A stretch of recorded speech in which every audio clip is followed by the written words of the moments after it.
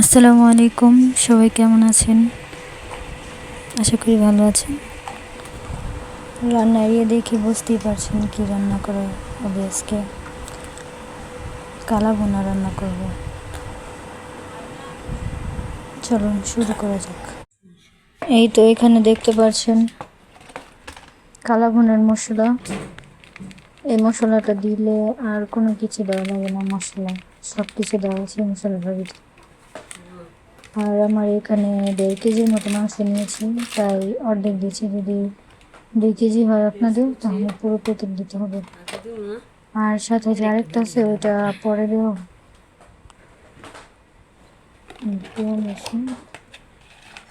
মশলাটা অর্ধেক দিয়ে নিলাম। এখন পেঁয়াজ কুচি দিয়ে দিব, 1 কাপের মতো পেঁয়াজ কুচি দিয়ে দেবো। তারপর 2 চামচের মতো আদা রসুন দিয়ে নিব। আমরা একটু ঝাল বেশি খাই, তাই লঙ্কা গুঁড়ো দিয়ে নিলাম।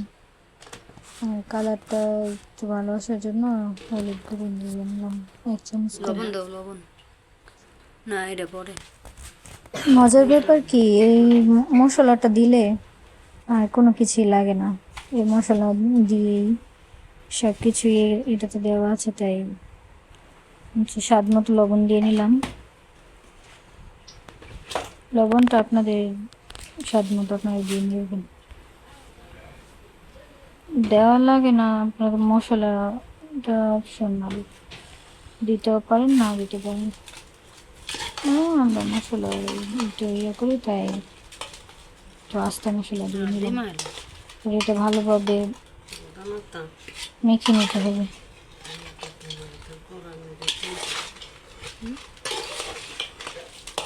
যত মাখাবেন ততই ভালো হবে। হাত দিয়ে মাখালে ভালো হয়।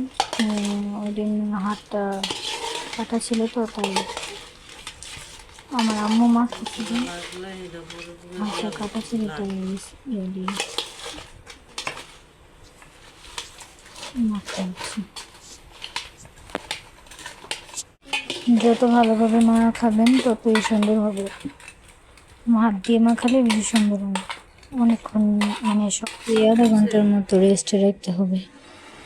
এই কালো ভুনাটা সরিষার তেল ছাড়া সম্পূর্ণ বললেই চলে। সরিষার তেল দিয়ে যে একটা স্বাদ, সয়াবিন তেল দিয়ে সেই স্বাদটা নেয়। সরিষার তেল নিয়ে নেব 1 কাপের মতো। তারপর টমেটো সস দিয়ে নেব।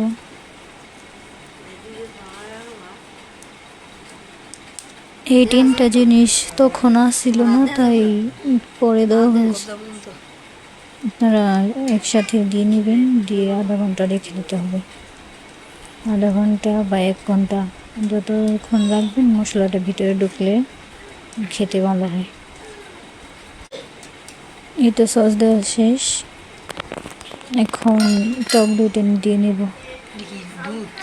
একটু বাসায় বানিয়েছি, তাই এরকম পাতলা দেখা যাচ্ছে। আপনারা দোকান থেকে কিনে নেবেন ভালো মানে টক দই। তো এটা দিয়ে ভালোভাবে সুন্দর করে হাত দিয়ে মাখিয়ে নিতে হবে। সবগুলা দিয়ে ভালোভাবে মেখে তারপর পানিটা দিবেন। আমি ভুলে আগেই পানিটা দিয়ে ফেলেছি, বুঝতে পেরেছেন? দেখুন, আমি যেভাবে সময় নিয়ে মাংসটাকে মাখিয়ে নিচ্ছি, ঠিক তেমনি সময় নিয়ে মাংসটা মেখে নেবেন। বারবার বলছি, যত মাখবেন ততই ভালো হবে। দেখুন কি সুন্দর কালারটা দেখতে পাচ্ছি। আমি সুন্দরভাবে মাংসটা মাখিয়ে নিলাম, আর মাংসটা মাখিয়ে নেওয়া শেষ। এই তো মাখানো শেষ। এখন চুলোতে বসিয়ে দেবো পাতিলে। মাংসটা তো মানে পুরো ভাজাও না, ভাজার মতোই হবে। কড়াইতে নিলেই ভালো।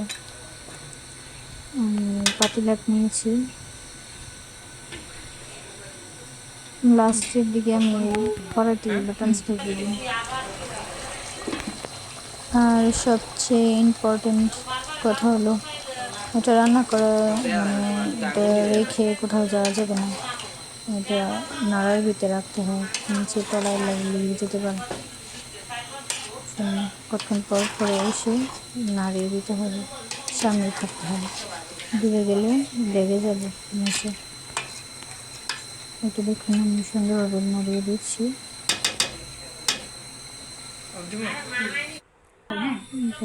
পাশে একটা গরম পাতিলা পানি বসাইছি, কারণ মাংস সিদ্ধ না হলে পানিটা দিতে হবে। তাই আমার অতটুকু পানিতেই সিদ্ধ হয়ে গিয়েছিল, তারপরেও আমি অল্প একটু পানি দিয়েছি।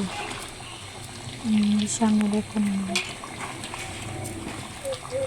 দেখুন সে কালারটা কি সুন্দর লাগতেছে, এটা আরো খারাপ হবে। পাশে আমার ছোট বাবু আছে, তো আওয়াজ করতেছে, মনে করবেন না আপনি। দেখুন মাংসটা যখন এরকম শুকিয়ে আসবে তখন এই মশলাটা দিয়ে দিতে হবে। 2 চামচ থাকে, এটা পুরোটা দিতে হবে। সম্পূর্ণ মশলাটা দিয়ে ভালোভাবে নাড়িয়ে চাড়িয়ে দিতে হবে, ভালোভাবে এর সাথে মিশিয়ে নিতে হবে। একটু আমি ভালোভাবে মিশাচ্ছি। দেখুন মাংসটার কালারটা কিন্তু খুব সুন্দর আসছে, আরও কালার হবে। এটা একটু কালো ভুনা, কালো কালার আনতে হবে। মাংস ভাজা ভাজা বলতে একবারে ভেজে শক্ত করে লাগবে না, একদম সফট সুন্দর থাকবে। তো মাংসটা সিদ্ধ হয়ে গেছে, এখন বাগার দেবো মাংসটা। সরিষার তেল দিয়ে বাগার দিতে হবে।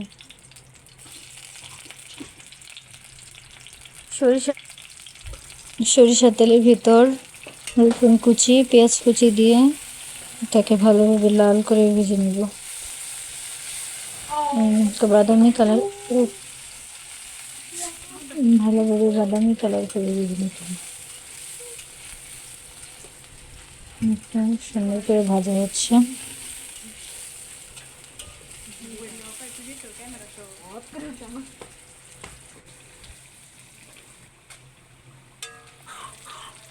তো 4-5টা শুকনো মরিচ দিয়ে নেব।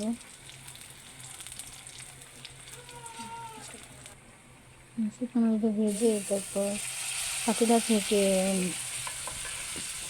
অল্প কতটুকু মাংস নিয়ে ওটাতে দিয়ে একটু নাড়িয়ে ঢেকে রাখবো, যেমন গ্রানটা সুন্দর আসে তার জন্য। একটু নাড়িয়ে দিয়ে ঢেকে রাখবো ততক্ষণ। চুলার আঁচটা কমিয়ে দেবেন এই মুহূর্তে। আমি ডেকে রেখেছিলাম, ওইটা স্কিপ হয়ে গেছে, এখন আবার ঢেকে দিচ্ছি। এখন তো বলেছিলাম না ট্রান্সফার করে নিয়েছি, বলেছিলাম আমি পাতিলা থেকে কড়াইতে ঢেলে নিয়েছি এখন, কারণ এখন পাতিলাতে লেগে যাবে, কড়াইতে নিলেই ভালো হয়। কড়াইতে নিয়ে আরও বেশ কিছুক্ষণ রান্না করে নেব এটা।